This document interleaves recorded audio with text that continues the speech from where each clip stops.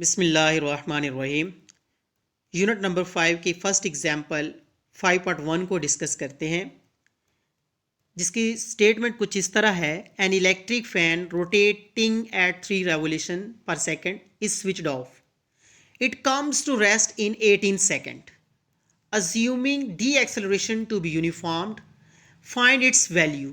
How many revolution did it turn before coming to rest? जी student, हमारे पास situation ये है कि एक फ़ैन है जो कि रोटेट कर रहा था, जिसकी रोटेशन जो है वो 3 रेवोल्यूशन पर सेकंड थी। एक सेकंड में 3 रेवोल्यूशन हो रही थी। उसके बाद जो है 18 सेकंड के बाद वो रेस्ट की हालत में आ गया, वो ऑफ हो गया। तो इसका मतलब ये पहले मूव कर रहा था, रोटेट कर रहा था, और बाद में जो है इनिशियल वेलोसिटी इसकी मौजूद थी, फाइनल वेलोसिटी इसकी जीरो होगी। Assuming the acceleration to be uniform. The acceleration जो है इसमें यूनिफॉर्म है, इसकी वैल्यू फाइंड करनी है। डी एक्सेलरेशन और एक्सेलरेशन किसे कहते हैं स्टूडेंट? डी एक्सेलरेशन आपने देखा था कि पंखा स्लो हो रहा है, तो इसका मतलब इसकी एंगुलर वेलोसिटी जो है वो डिक्रीज हो रही थी। एंगुलर वेलोसिटी डिक्रीज हो तो उसको हम कहते हैं डी एक्सेलरेशन प्रोड्यूस हो रहा है इसमें। दूसरा जो है पॉइंट वो क्या फाइंड करना है, how many revolution did it turn before coming to rest. और इस रेस्ट की हालत में आने में 18 सेकंड के अंदर इसने कितनी रेवोल्यूशन ली है, इसका मतलब हमने इसका एंगल भी फाइंड करना है। ओके, गिवन डाटा जो है इस प्रॉब्लम में वो हमारे पास है। इनिशियल वेलोसिटी गिवन है जी 3.0 रेवोल्यूशन पर सेकंड, ये इसकी इनिशियल वेलोसिटी है।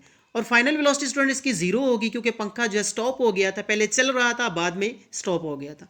तो जितना टाइम लगा है, जितने टाइम ये स्टॉप हुआ है, वो टाइम हमें गिवन है वो है 18.0 सेकेंड। और हमने फाइंड करना है एंगुलर एक्सेलरेशन, जिसको हम डी एक्सेलरेशन कहेंगे, क्योंकि ये इसमें वेलोसिटी डिक्रीज हो रही है। और दूसरा हमने फाइंड करना है थीटा। तो सबसे पहले स्टूडेंट हमने एक इक्वेशन स्टडी की थी 5.9 एक्सेलरेशन की वैल्यू, जिसमें हमने देखा था कि rate of change of velocity था, angular velocity is called angular acceleration. V F omega F minus omega I divided by T.